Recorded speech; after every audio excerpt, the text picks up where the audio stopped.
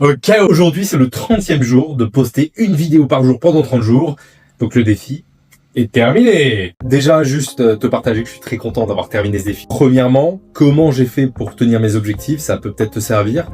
Dans mes vidéos, je t'ai parlé de piliers de l'abandon.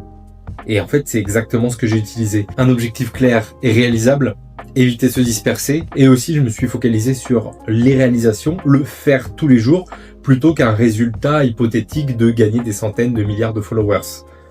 Même si ça aurait été un plus, mais c'était pas mon focus. J'ai mis mon côté perfectionniste de côté. Ça m'a permis de sortir les vidéos plus simples, mais de m'adapter à la situation et surtout de pouvoir les sortir tous les jours. Et j'ai gardé une certaine fluidité pour faire avec le réel de ma vie, avec mes activités, avec ma vie sociale, pour ne pas que cet objectif remplace absolument tout. J'ai pas eu l'impression de me sacrifier pour les vidéos. Et en plus de ça, j'ai pris du plaisir à faire ces vidéos. Ça, c'est les choses qui ont fait que j'ai réussi à tenir.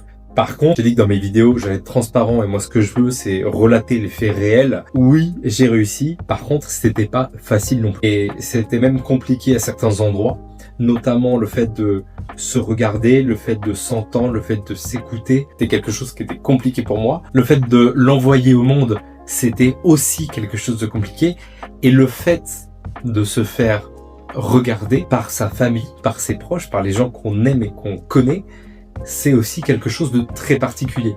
Parce que il y a une forme de se mettre à nu, de se montrer sous un angle différent. Et c'est pas forcément une personnalité ou une facette que tout le monde connaît. Donc ça, c'est une chose, et je te parle même pas de faire une vidéo quand il y a quelqu'un que je connais dans la vie. Déjà, regarder une vidéo avec quelqu'un que je connais, c'est très particulier, il faut que je prenne sur moi. La parler comme je suis en train de le faire là, avec quelqu'un que je connais juste à côté, pour le moment, c'est pas possible. Il y a un autre côté aussi, il y a certaines vidéos où j'avais pas le temps, et du coup, il a fallu que je fasse rapidement.